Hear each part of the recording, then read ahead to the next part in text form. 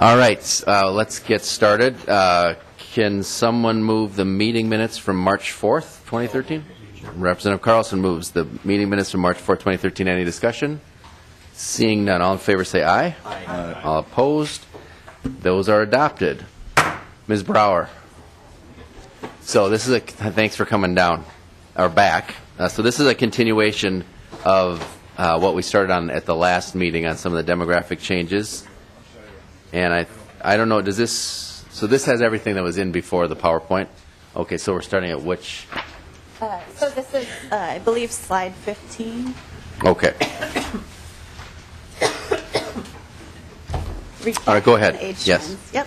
Okay. So when I last presented this committee last month, I showed you how our population projections allowed us to anticipate what we could expect in terms of population aging in the next couple of decades. We saw how aging will likely impact general fund spending through increased enrollment in elderly medical assistance, particularly in the area of long-term care. And we also saw that a majority of baby boomers are currently not prepared to cover their future long-term care costs. With respect to this long-term care spending, I just wanted you to be aware that DHS is working on an effort to help educate Minnesotans about long-term care. It's called Own Your Future. And it's a federal and state effort to increase public awareness about the need to have a plan for long-term care, including how to pay for it, so you're aware. When I last presented, I also showed you how population aging will slow labor force growth going forward as more baby boomers leave the workforce and are replaced by a smaller cohort of younger workers. And we've seen how population aging will likely put a premium on high-skilled workers. Under the new demographic normal, it becomes more important that all of our young people are prepared to step into the jobs that will support a strong economy, meeting those jobs that require post-secondary education. These are the sector of jobs that have helped us emerge from the recession more quickly than other places around the country, and they're the jobs that will likely help keep our economy growing in the absence of rapid labor force growth. I believe that these aging pressures also raise the urgency of addressing the educational achievement gap. Over the next 20 years, we project that the fastest growing populations in Minnesota will be our Asian, African American, or Black and Latino populations. And we've all seen what the academic achievement and attainment gaps look like by race. The gap in educational attainment and employment in Minnesota is among the worst in the nation. And here we see that the rates of dropout are very high among two of our fastest growing groups in Minnesota. 1 in 5 Latino students have dropped out of high school 6 years after they began, and more than 1 in 10 African American students. Asian students, the other fastest growing group, fare better in this regard, but there's considerable variation within that group. And oftentimes when we look at differences in high school graduation rates or in educational attainment by race, the picture gets kind of muddied by the fact that we have a fairly sizable immigrant community. So do some of the racial differences that we see exist because we have large populations with language and other barriers that suppress the on-time graduation rates that we were just looking at?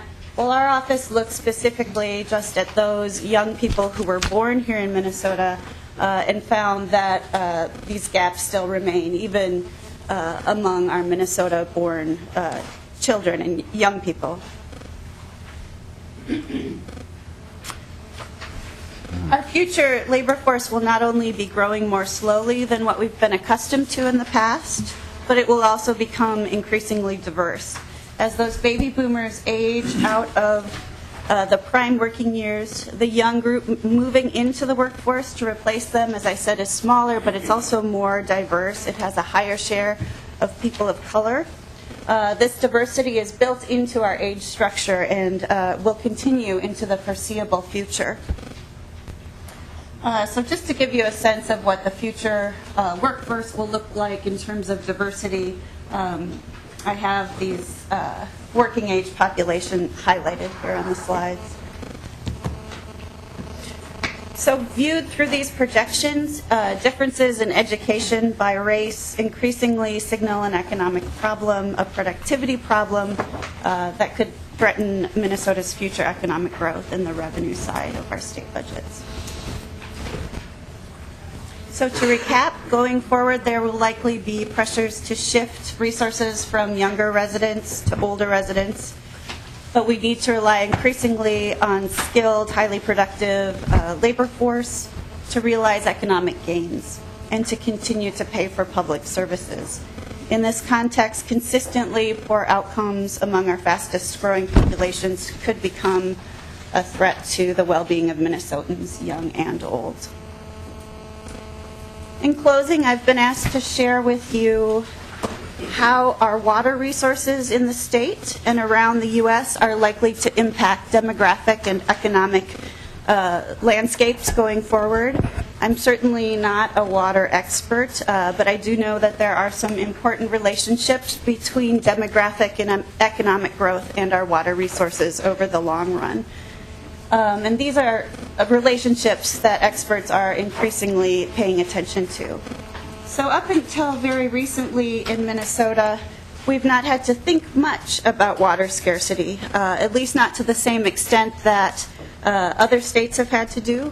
Water is still relatively inexpensive, and there have been few signs to the average Minnesotan that it could ever become scarce or costly up to this point. It just so happens that the areas of the country that are growing the fastest are also those that have issues with water scarcity in particular in the Southwest. It's our fastest growing region. And as the supply of water becomes increasingly an issue, the price of water can be expected to rise going forward. This map is showing the current groundwater storage relative to the historical trend stretching back to the mid-century, last century. It depicts drought associated with climatic variability as opposed to the depletion of aquifers. There are several aquifers in the U.S. that have been depleted over the past century, the southern half of the High Plains region, for example, but particularly in the southwest portion of the U.S. Since many areas of the country price water at a very low rate, even those areas where water supply is currently in question, the rising price of water will likely influence a wide range of decisions impacting site location and economic development going forward. Laurent August, who is the CEO of Voila Water Americas, said that industries and businesses should understand that water will become one of the critical elements responsible for ensuring the reliability of their operations. Put simply, if you don't have reliable access to water, you cannot run any business. And if you're unsure about the reliability of your access to water, then you've got a challenge in terms of making an investment. Water will ultimately impact the decision-making processes of investors and companies as they decide where to locate facilities. Chronic water shortages may force large changes in migration patterns and job locations, resulting in massive shifts in demographic and economic growth across the country. Water resources will likely become an economic concern in the future. And as I said, I'm not an expert in water resources, but I am aware that this is an issue that demographers are watching across the country because they know long term that it will impact how we grow across the nation. So these are the short term, the midterm, and the long run changes that are ahead of Minnesota with respect to demographics. We will feel the effects of population aging very quickly. Our increasingly diverse populations that are now in our schools and moving into our workforce is more of a midterm trend, but the trend in diversity will continue into the foreseeable future. long-term planning for workforce and for water resources will pay dividends for our economic competitiveness for decades to come. And while many of the trends that I've presented today and last time we met are sobering, we'll never be in a better position to address those changes than we are today. Any questions, members? Okay, thank you so much. Oh, Representative Marquardt. Well, thank you very much, Mr. Chair. And Ms. Brower, I think on pages 8 through 10, the information you just presented there is so compelling. When you look at our population of the future and also those groups that we have the greatest disparity in educational achievement. And quite frankly, when you look at on page 10 where we talk about work growth almost coming to a halt, which means any new folks coming into that work have to be more productive. And that's going to be huge for economic competitiveness. And when you look at our overall economy into the future, the number one strategy I see here is closing the achievement gap. When you really look at that, and I guess I'd like to have your comment on that. Mr. Bauer. Members,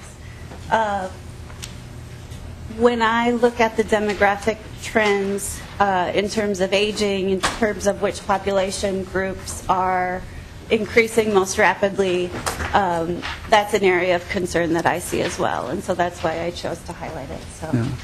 Well, thank you. I mean, when we talk about a lot of things, Mr. Chair, on making sure we have economic vitality into the future, I mean, just looking at the demographics here, I think is so stark and so compelling that if we don't deal with the achievement gap, that's going to have huge implications into the future on our economy. So thank you, Mr. Chair. Thanks. Thank you very Thank much. So now we're going to move on to some of the federal fund stuff. Margaret Kelly, first of all, if you could come up from MMB and talk to us a little bit about the federal fund summary, and then we'll talk a little bit about sequestration as well. Welcome. Thank you, Mr. Chair, and members of the committee. I've asked Bill Marks and Eric Nauman to just join me at the table now so that we can answer any questions you have as we go forward. Again, Margaret Kelly, State Budget Director with Minnesota Management and Budget. And I'm going to start by giving you an overview of federal funds in Minnesota's budget.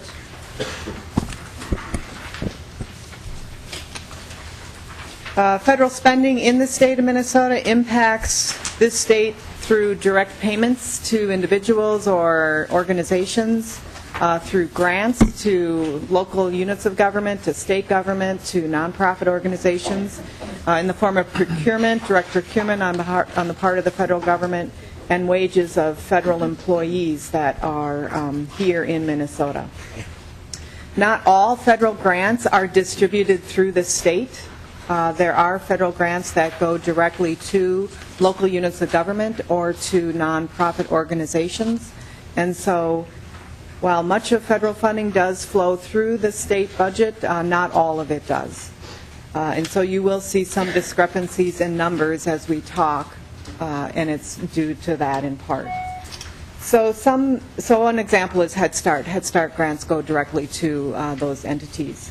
And just on that note, we're not going to take any public testimony on this subject, but we did invite people to submit kind of on the effect of federal funds or sequestration, and there is in your packet at least one from Head Start on the impact that they're going to have on their, that the sequestration at least is going to have on their budget.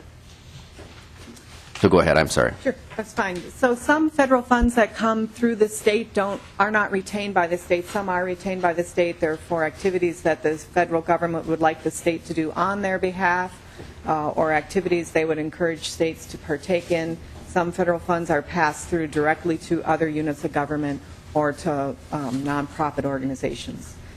Title I in special education is an example of pass-through funds. They come to the state and we send them directly to school districts.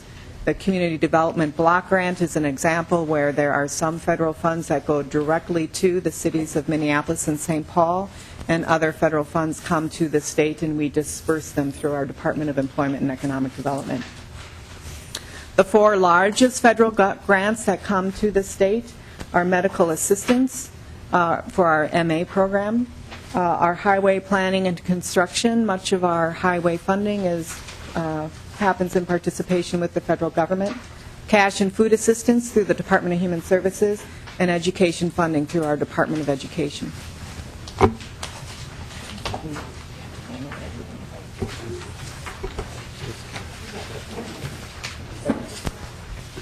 Okay, so overall, Minnesota ranks 49th in states in per capita federal expenditures.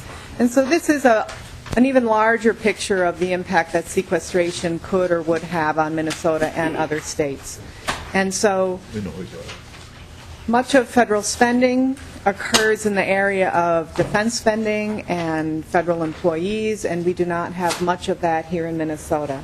And so when you see on the far right of this screen, the light blue is Minnesota, the darker blue is U.S. We are much below the national average when it comes to procurement and salaries. This direct payments is the form of Social Security and Medicare payments to individuals, and we're a little bit below the national average there. Where we are more competitive, but not at the national average, is when it comes to grants, so dollars that come to organizations and governments here in Minnesota. So while there will be significant impacts, as the Head Start letter probably addresses, it may be more severe on an economic perspective, and that's what Dr. Stinson often talks about, that sequestration at a national level will have impacts that ripple through the economy, and we'll see it in terms of economic growth and jobs in Minnesota and other states. So in our budget itself, federal funds in the Minnesota budget, approximately 30% of our 14-15 budget is federal funds, $9.7 billion in fiscal year 14 alone. And the vast majority of that is our Medicaid match, the federal's share of the Medicaid program, MA program, for almost $5 billion of the $10 billion. Another $1.1 billion alone in grants within the Department of Human Services, almost $1 billion in education funding that flows through the Department of Education to school districts, almost $1 billion of funding that flows through the Department of Transportation for roads, for highway construction, and then another $2 billion of grants in all other areas of state government in departments like Employment and Economic Development, Department of Health, Military Affairs. Approximately 10% of the state workforce is funded through federal grants.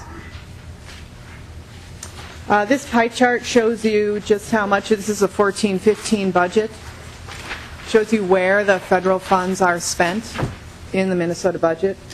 So you can see there, clearly half of the funds are in our Medicaid program, and that is not subject to sequestration. And this is a biennial total compared to the previous slide, which was just 1 year. So the next biggest slice of the pie is in the Department of Human Services, grants and activities in that department. After that is education, the next biggest slice of the pie, and that primarily goes to local school districts. After that is transportation for highway construction. Deed, commerce, health, military affairs are the next big agencies that receive federal funds. And then all other state agencies are about $1 billion over the next biennium in federal funds.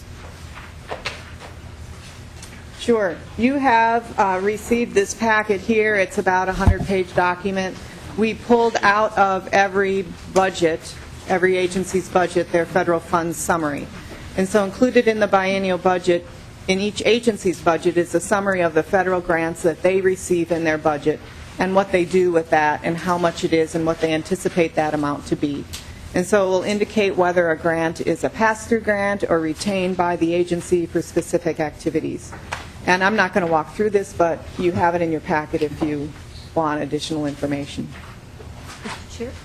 Representative Loeffler. Thank you. This is really useful, but I think it's also important to know that while the pie chart tells us sort of the biggest dollar numbers, in terms of the impacts on actual services, last night in Health and Human Services Finance, we heard that, for example, the Health Department, 60% of their budget is federal funds. So even though it looks like a tiny slice of the pie here, the impact on that particular agency and its ability to respond to outbreaks and other issues is really severely impacted, perhaps more than some of even the larger agencies. Sure. Representative Senjum, or Senator Senjum, I'm sorry.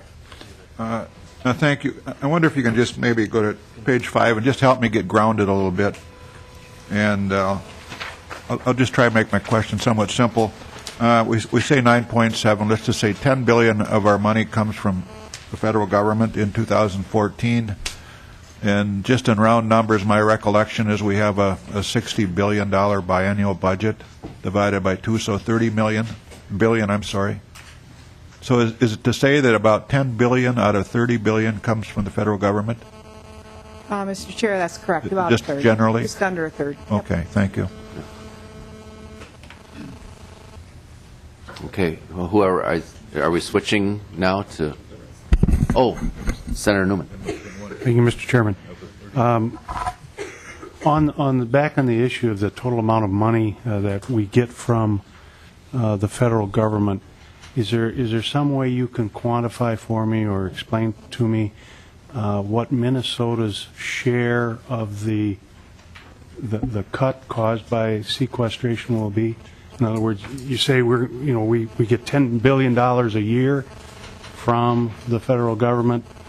If I recall correctly, the sequestered amount at the federal level is like $85 billion out of a total of so many trillion. I don't know what it is. So what's our share of the cut caused by sequestration?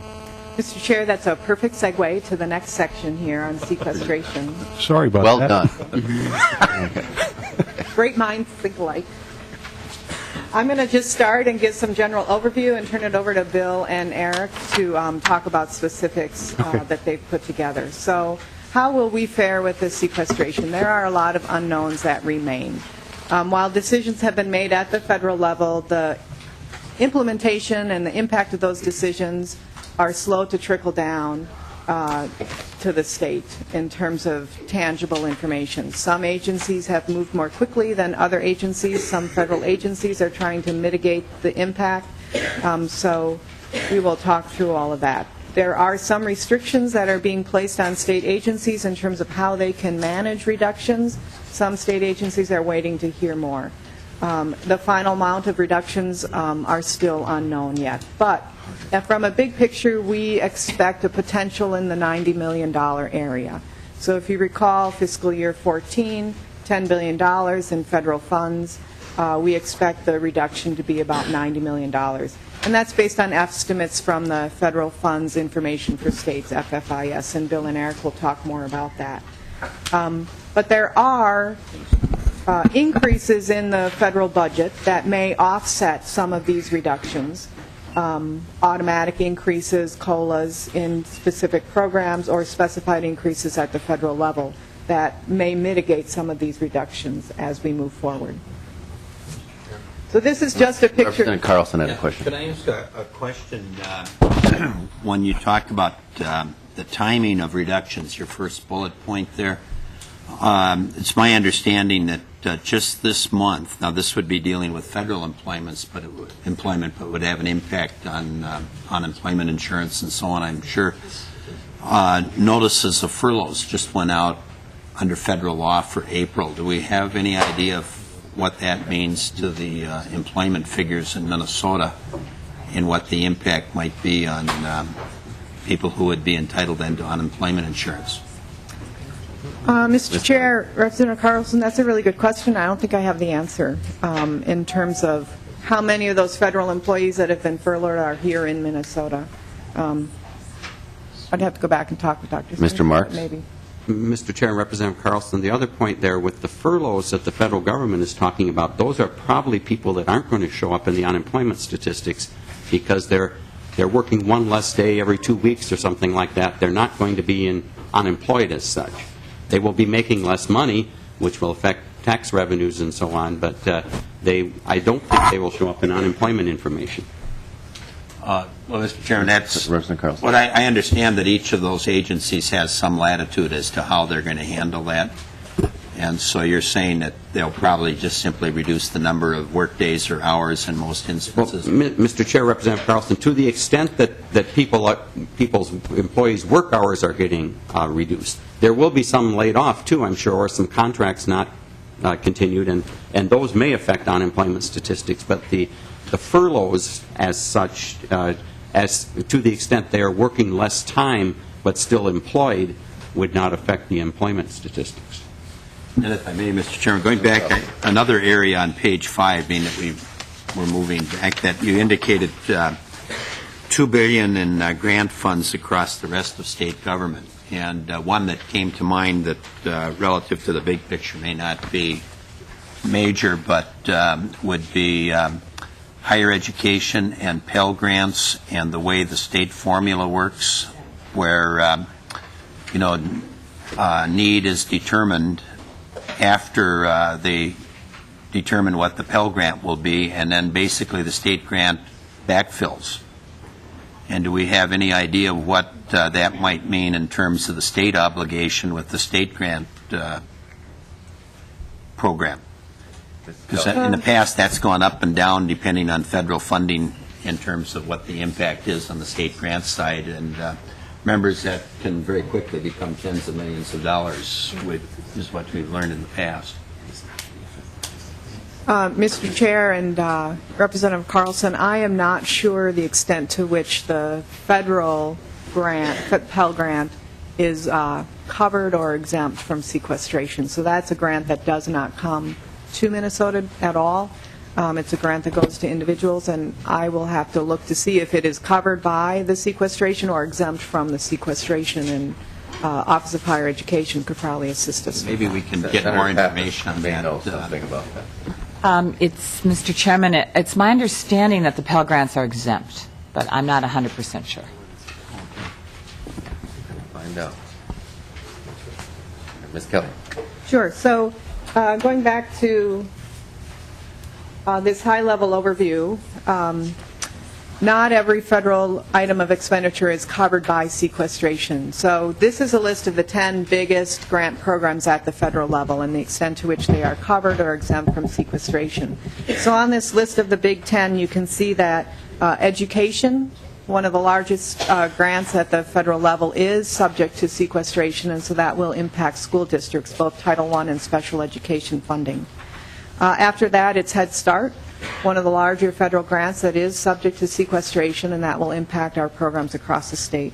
And the WIC program, one of the 10 largest, is subject to sequestration. That's in the Department of Health's budget, and that is subject and will be impacted as we move forward. Representative Polbert. Thank you, Mr. Chair. And this goes back a little bit. Do we have any numbers for Minnesotans directly employed by federal funds that are subject to sequestration? One that I can think of is some of the aviation employees in the towers.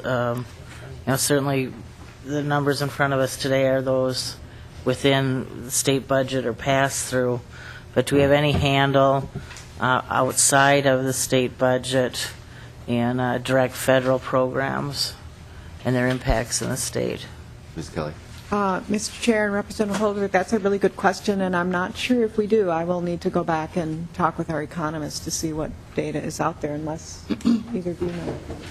Okay, we'll follow up and get some information. So what are we doing here at the state level in response to sequestration? We are tracking updates from FFIS, and Bill and Eric will speak to that. We at MMB or state agencies actually, are communicating with their federal cognizant agency, their federal funding agency, to better understand exactly what is going to happen in the area of sequestration. MMB and state agencies are meeting periodically and in communication to track the information that agencies are getting and the impact to their grants. So we've only received guidance as a state. We've only received guidance from federal agencies on about a third of the funds that we believe are subject to sequestration. The guidance ranges from this is the dollar impact to we're trying to mitigate it, hold on, we'll get back to you sometime in July or September, to we think it will be more than you've been anticipating, to we think it will be less than what you've been anticipating. So the guidance so far is kind of all over the board, nothing consistent. Some information that is useful to agencies. So I think the Department of Employment and Economic Development and the Department of Health have gotten more information than other agencies to better understand impacts of some of their programs, but again, it's not all of their funding. Some agencies are expecting to hear more in July or September when the actual federal grant awards come down, so that they then, at that point in time, will know what the impact is. Representative Holberg? Thank you, Mr. Chair. And Ms. Kelly, has the administration articulated a position or a standard for agencies? In other words, have they said, if there's reserves, go ahead and use them to backfill if there's not legislative constraints on the money? I know there's been some discussions in the transportation area about maybe using MAC money to pay for air traffic controllers. What has the governor done to manage this issue on a state level to provide guidance as to what the parameters are for individuals under budgets under his jurisdiction, if you will, to provide guidance? As we currently stand, Mr. Chair and Representative Holberg, as it currently stands, while the governor expresses concern over the impacts that there's going to be with sequestration and agency budgets, his budget as it stands today does not backfill, but that does not mean he's not encouraging agencies to look at what they can do internally to manage. Some of the sequestration cuts come with very specific parameters, and I don't want to say I know exactly what it is, but within the WIC program, whether or not they can change the level of the grant versus the number of enrollees is specified by the federal government. Within military affairs, reductions there, the state is not able to fill behind. So each grant, I think, comes with its own criteria. Agencies are working to better understand that and to see what they can do about it, if anything. Representative Holberg? Well, Mr. Chair, Ms. Kelly, will there be like a formal sign-off process if somebody's wanting to track reactions or adjustments to the implications of this? How will they find out? I mean, there's a lot of opportunities in some way areas to move people around or move money around. How would, in your statement, you said that the governor's told his agencies to manage as best as possible. Will there be some kind of sign-off process if we're using reserves or moving money around within agencies to mitigate these impacts? Ms. Kelly?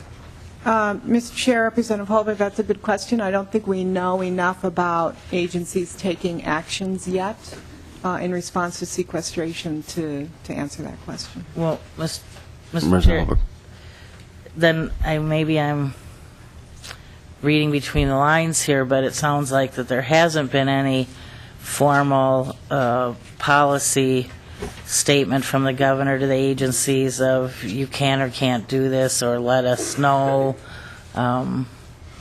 So could we maybe surmise that in some instances agencies are already making accommodations that may not have been signed off by the governor? Mr. Chair, Representative Holberg, I think what I'm saying is that agencies are not yet at the point of knowing enough to make accommodations, that we have not reached that point of having to have any sign-off. And what the formal process will be, I can't speak to that yet. So we can certainly come back in this group in July. It sounds like we'll have more information, or maybe even earlier, and follow up on those questions as well. Well, Mr. Chair, I think it's probably the time to get some answers sooner than July. I mean, it would be, I would like to know what latitude they're going to have. If they're going to have a lot of latitude to move money around or use reserves in the course of establishing a budget for the next biennium, those would be some important things to know now, not in July after everybody's left and we wouldn't have the ability to react to any of the impacts. And I'm not sure that no decisions have been made. I think there have been some decisions, particularly in the area of the air traffic control and whether we close Anoka or Crystal and whether MAC money is being used or not. I mean, those discussions are going on now, and I'm just curious what type of tracking and oversight is implemented or not in the governor's office and the executive branch to keep track of all this. It doesn't sound like there's been a formal process implemented to order priorities and decide that which is most important. I think the realities of the federal budget is that some of these cuts are going to be structural and not one time, and the decision on whether or not to backfill them, somebody should have a handle on the state's purse strings relative to this process, and I'm not sure I'm hearing that at this point. Ms. Kelly. Mr. Chair, Representative Holbert, that is a fair question. I don't want to suggest in any way that there are reserves within agencies to manage, and I think one of the challenges of sequestration is that these federal funds come to do priorities that are federal priorities, and then the question is, when the federal government backs away from those priorities, do we then make them a priority of the state? And do they compete with state dollars that we have decided are priorities of the state? And I think that those questions are still being wrestled with within agencies, and we will get back to all of you on the formal process for making those decisions. But there aren't reserves within state agencies to simply access and tap into. Most agencies, their dollars are all allocated as you all have specified in appropriation bills. So. And Representative Holbert. Mr. Chair, I mean, I think that would be important. I mean, it's one very basic thing that could be determined from a very high level would be if a federally funded state employee, that 10% of the workforce, if the funding for that position goes away, what is the policy? Is that person then terminated as a matter of administrative policy, or are they going to try and find another place for them in the agency in a state-funded program? I mean, I think time is short to try and put some structure around how this will be handled at the state level. So, Mr. Chair, before I turn this over to Mr. Marks to go through the presentation that we've put together, I wanted to circle back to Representative Carlson's question. Senator Pappas's memory is indeed correct. Pell Grants are exempt, and there is a key factor in all these programs. First, the law that enabled sequestration in the original instance specified certain programs that would be exempt and non-exempt, and then it splits them 50% on the federal on the defense side and 50% on the discretionary side. OMB has allowed some specific interpretation authority for various programs, which is why I think Mr. Marks is going to speak to some of the variability and some of the lack of information that we have. But we do know that the 2011 Budget Control Act at the federal level did specifically exempt the Pell Grant program. So I think that that's the information to your question. Well, Mr. Chairman, that's good, because my initial question was because our grant program is somewhat on automatic pilot with the backfilling. So I was, if that was subject, I was curious what the impact would be.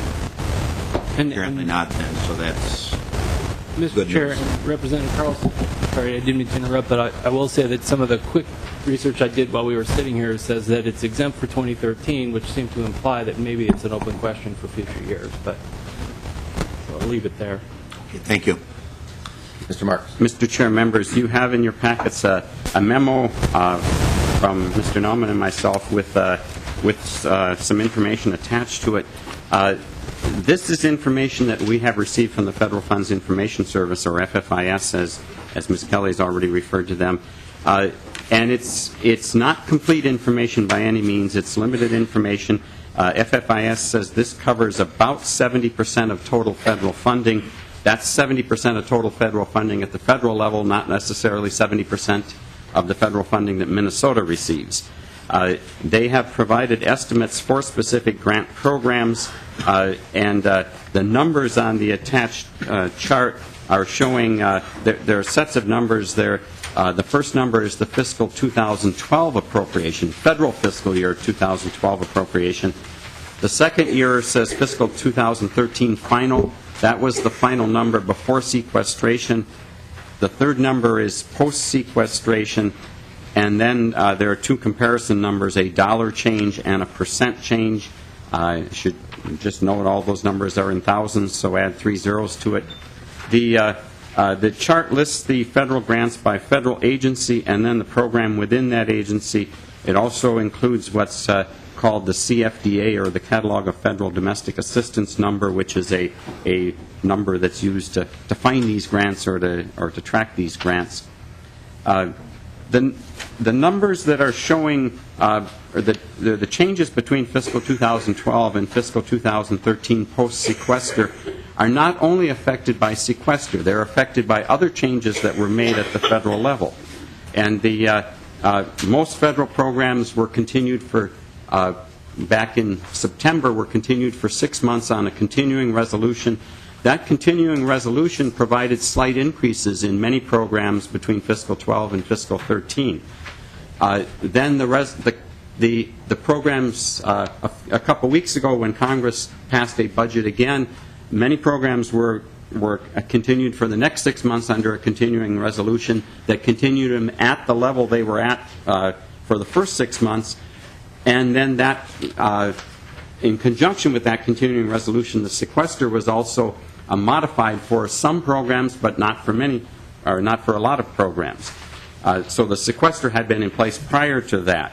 And I think maybe a good example, since we've talked about Head Start a little bit, would be to go to page 2, and the page number 2, it's actually the third page in the set. But the fourth from the bottom is Head Start, under the Health and Human Services Head Start area. And you can see the numbers there. It's showing that Head Start the Head Start programs in Minnesota for fiscal 12 received $84 million. That was to increase to $84.406 million for fiscal 13, and then post-sequester is at $80,178,000. Then the final two numbers compare fiscal 12 to fiscal 13 after sequester. It's a reduction of $3.875 million, or 4.6%. If the comparison were being made fiscal 13 post-sequester to fiscal 13 before sequester, it would be a reduction of $4.228 million, or 5%, and 5% is the sequester number in many programs. Need to add, we've also found out that this is only part of the Head Start money coming into Minnesota. In some discussions with Head Start, folks, they believe that it's about $102 million, or it had been about $102 million. Apparently, part of the Head Start money is under another grant number and is not included in this particular list. So, need to caution that this list is incomplete. This is the programs listed on these pages are those that we have information for from FFIS, but it's an incomplete picture. It will give you an idea for a number of programs what they are. The notes after the program, and for Head Start, it says that the fiscal 2013 post-sequester column is calculated using OMB's final sequester percentage of 5% for non-defense discretionary programs, or 5.1 if it was a defense or non-defense mandatory program. So that's where the 5% cut comes from. So that's the information that's here. Again, I need to emphasize it's incomplete. It doesn't provide doesn't list all the programs. It's the ones that we have received information from FFIS at this point. And again, it's we know it's incomplete. It's at this point it appears to be the best that we can do. In reference to what Ms. Kelly presented, I need to mention that this is information that's presented to us by people working at the federal level. They're not working within the state, so there could also be contradictions in perceptions. So then I want to mention that at the end, in the middle of the last page, I did total the numbers. FFIS also provided us totals for the numbers for all the programs here. You can see that these are only adding up to $6.8 million of the $9 million that Ms. Kelly talked about. these would show, for these particular programs, this shows $170 million reduction between fiscal 12 and fiscal 13 post-sequester. I don't have the calculation there, but if we were going fiscal 13 pre-sequester to fiscal 13 post-sequester, it's a reduction of $53.4 million.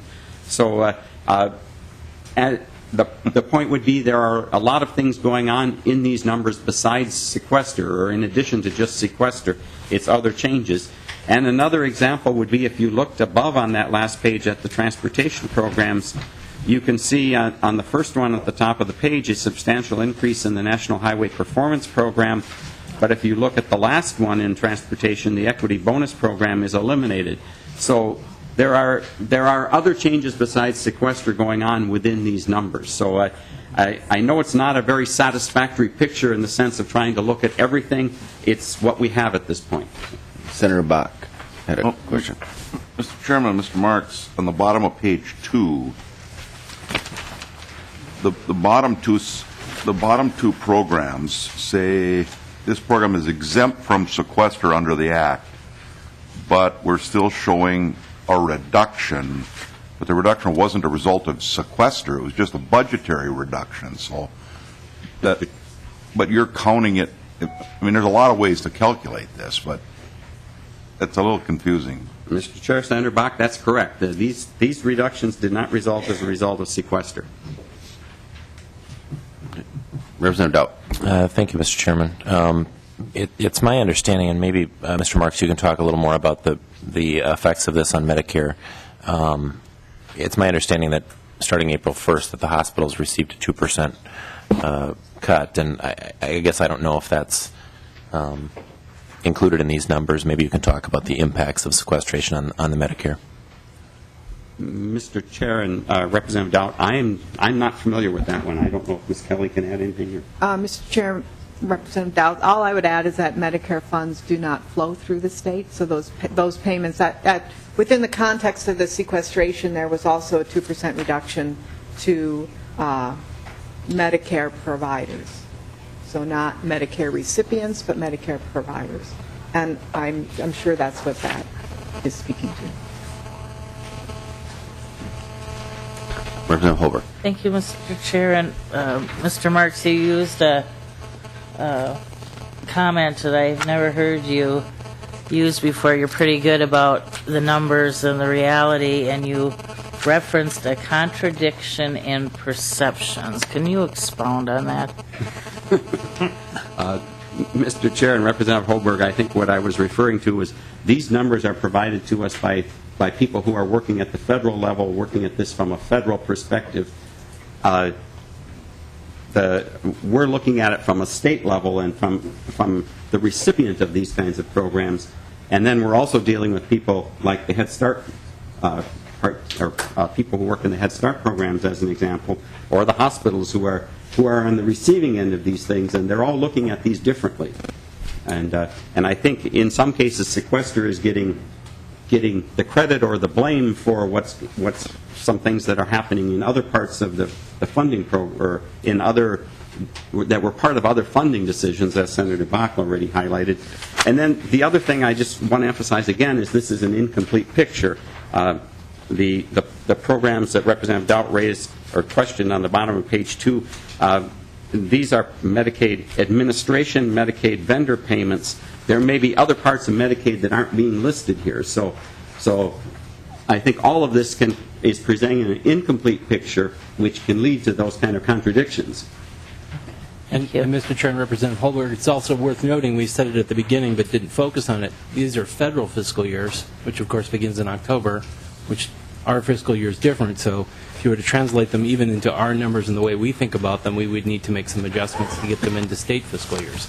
Mr. Chair, I just generally, when our fiscal staff presents to us, they don't use terms like contradictions in perceptions. They usually tend to stay more in the actual numbers, or choosing different numbers, or impacts, or including or not including various things. So I think it just reflects how confusing all of this is, and hard to sort out, and I appreciate the work that you've done. Mr. Chair and Representative Holberg, and I think it's indicative of that we don't have very complete information here, and we're not necessarily real comfortable presenting it because and we need to keep emphasizing that this is incomplete. This is a partial picture. We don't know all of the information. We don't know. We're not presenting a complete picture at this point because we don't have more information. Mr. Chair. Senator Pappas. Mr. Chair, Ms. Kelly, you didn't talk too much about this. I think you provided this, right? Could you just explain what the purpose is, what this tells us? Certainly. This is Mr. Chair, Senator Pappas, this is this is a summary, a compilation of the federal funds summary that is currently in each agency's budget, the document that MMB produced with the governor's budget. And so we have pulled out of each agency's document the federal fund summary and just simply compiled it here for your review. So within the context of, if you were to turn to the very first agency in here, the Department of Agriculture, this is simply a list of all of the federal grants that the Department of Agriculture receives. It provides their CFDA number, whether or not it's a new grant that they're receiving or a grant that they've received before, what the purpose of the grant is, who the recipients of the grant are, and what the dollar funding is. And if there's a requirement, a match requirement, or a maintenance of effort requirement at the state level. Mr. Chairman, Ms. Kelly, so there's nothing in here explaining the impact from sequestration. That was in the shorter page. Mr. Chair and Senator, to some extent, some agencies did identify what the impact of sequestration would be if they knew anything at the time. At the time we put the document together, there was not a lot of information available, and many agencies said that we're just waiting to hear more. Mr. Chairman, just one more. So what are the columns that say 2014 and 2015 base? What do those represent? Mr. Chair, Senator Pappas, so that represents the anticipated level of funding that agencies will have in their base budget for fiscal years 14 and 15 from these federal grants. So it, referencing the comment that Mr. Naumann made, turning a federal grant award into a state fiscal year.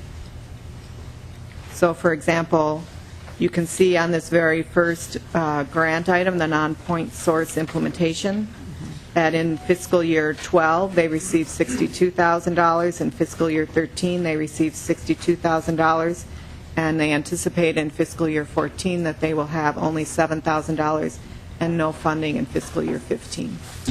Mr. Chairman, so what you're saying is the $7,000 just represents the difference between fiscal years?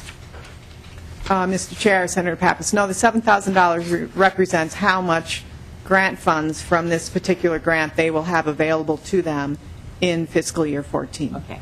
My guess is that this was a one-time grant that was over several years, and they spent $62,000 in 12, $62,000 in 13, and they have $7,000 left to spend in 14. Okay. That's my guess. Thank you.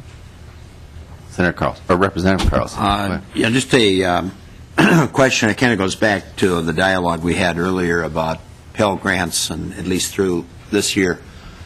Reminds me then of a broader question, though. If this is the new normal because of the federal deadlock, programs, for example, on page 9 that are listed as exempt today, are those programs permanently exempt? I'm just not sure how the federal law operates relative to the future when we talk about sequestration. Mr. Chair and Representative Carlson, unless you want to, I'll start. That's fine. Sequestration is a one-time event, and so it applies to federal fiscal year 13, and in federal fiscal year 14, they have, what is it called, their budget limits. And so sequestration is a one-time event at the federal level. And then going forward after this federal fiscal year in sequestration, they will simply make the adjustments within the context of the budget. And so the sequestration was automatic across the board. Every line item of the budget took a hit, but moving forward, they will make decisions about where to apply the lower levels of spending. So just to, Mr. Naumann. Mr. Chair and Representative Carlson, I'll just add one additional comment to that, that when the Sequestration Authority was essentially conceived back in, I think it was 1985, it set up a system within the construct of the federal government where certain programs were specifically exempted and other programs were, and that the Office of Management and Budget was given interpretation authority to interpret based on a broad array of criteria, other programs that would be exempt from sequestration should it ever occur. Then you lay on top of that the Budget Control Act of 2011, which further exempted certain programs, or did not in some cases.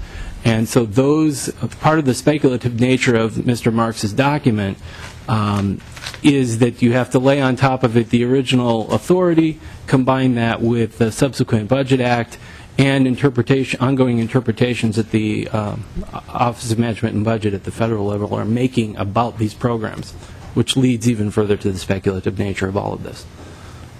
Okay, thank you. So, Ms. Kelly, then what you said basically, but the base is lowered because of to the amount of sequestration, essentially in 14 and 15 and going forward for each agency, the overall base, Mr. unless Chair. they pass a new budget. Right. Mr. Chair, I'm not sure if it's lower to the level of sequestration or not, but the anticipation is that federal spending is lowered in future years. Something along the lines of sequestration. And Mr. Chairman, the point of my question was then those, as it rolls forward, that are exempt remain exempt. Mr. Chair. And when you said it was one time, that was my interpretation of what you were saying. Mr. Chair,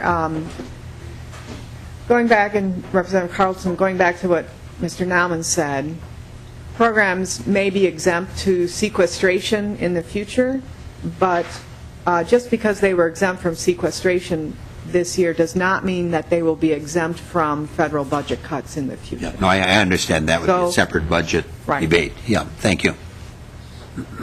Any further questions? All right, thank you. And we're adjourned. 1 hour. Not bad.